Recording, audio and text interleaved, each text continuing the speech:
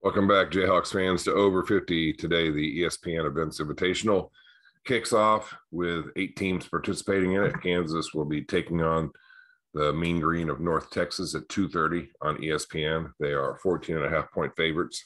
I will talk about them and the rest of this field in a moment, but I wanted to take the opportunity to ask you, if you're new here, if you would, please hit the subscribe button. Subscriptions would really help me get this thing off the ground. I have a new mic, so I'm trying that out. So if I could get to 1,000 subscribers, that would allow me to purchase a little bit more, some more technology to help me make this a better production.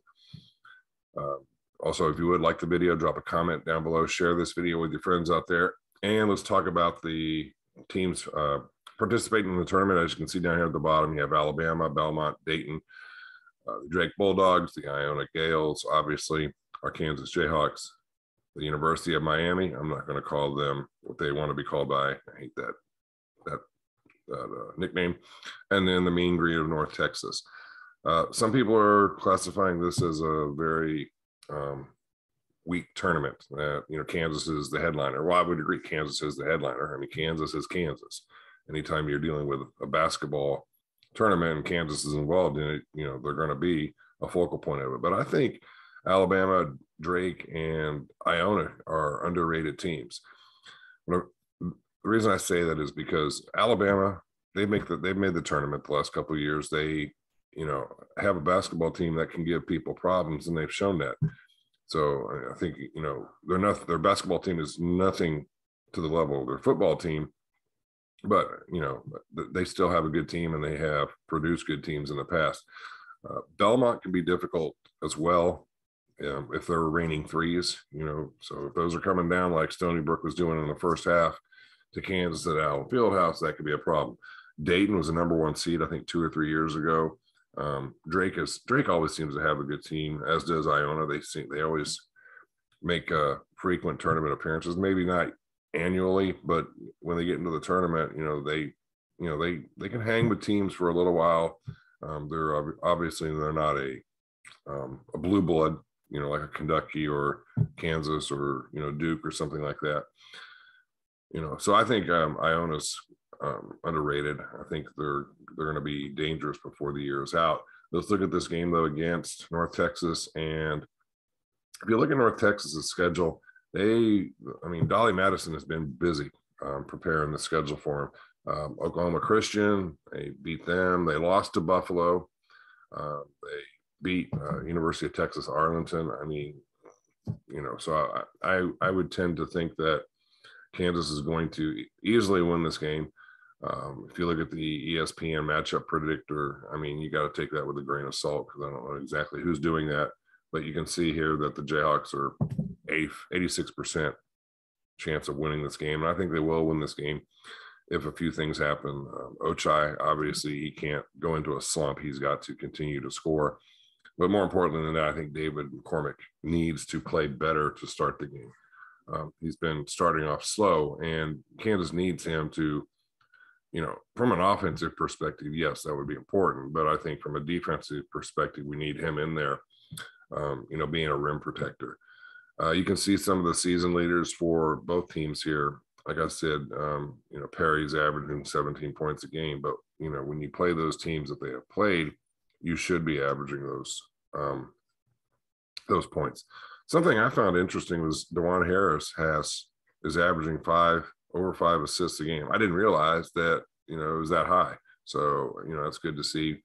Brown is doing good as a rebounder. He's our top rebounder, but I think that's going to change because Jalen Wilson is now eligible to come back. He served his 3-game suspension because, as you can see, the Jayhawks are 3-0, and he missed the exhibition game. So Jalen Wilson should be back. So that'll be interesting to see how things shake out with him, because Bill Self from the media day on Thursday, I think it was Wednesday, Tuesday. Tuesday's media pre-conference or pre-presser, whatever you want to call it, said that Jalen Wilson, he just doubled down that he does the best job of pushing the ball up the floor. So when you got a 6'8" guy that could basically play point if necessary, I'm excited to see how that's going to play out. I think that would allow Remy Martin to run by people. He could spot up for threes. So just, with him pushing the ball more and pushing it, making the tempo faster than what the Jayhawks are playing already, I think that's great. So I'm excited to see that. Remy Martin's back. They're still, as of Tuesday, they weren't positive whether or not it was still an issue because he tweaked it.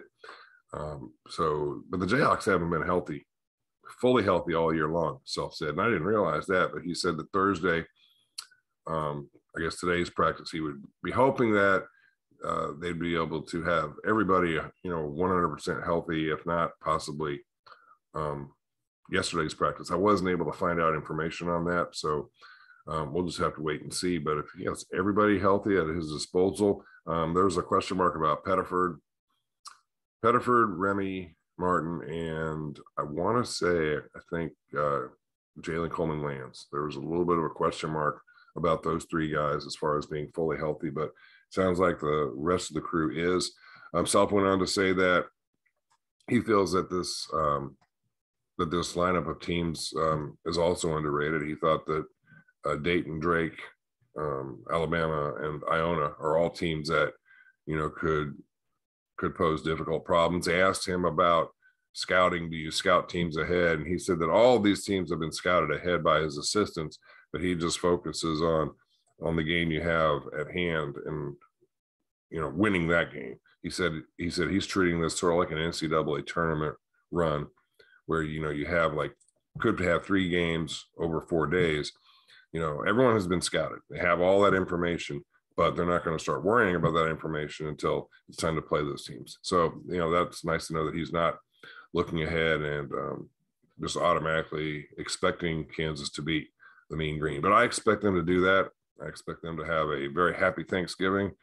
And with that, I'm going to wish you guys the same thing. Again, if you would, please hit the subscribe button. That would help me a lot. If you like the video, hit the like button. If you have any comments, drop them down below. Share this video with your friends out there. I will be coming back after Thanksgiving with an early look at the 2022 recruiting class. But until then, please let me know if this new mic seems to be working better. I'm trying to get some more technology and upgrade my stuff, so that's why the subscriptions would help. But let's cut this video off. Have a happy Thanksgiving, and I'll see you next time. Take care.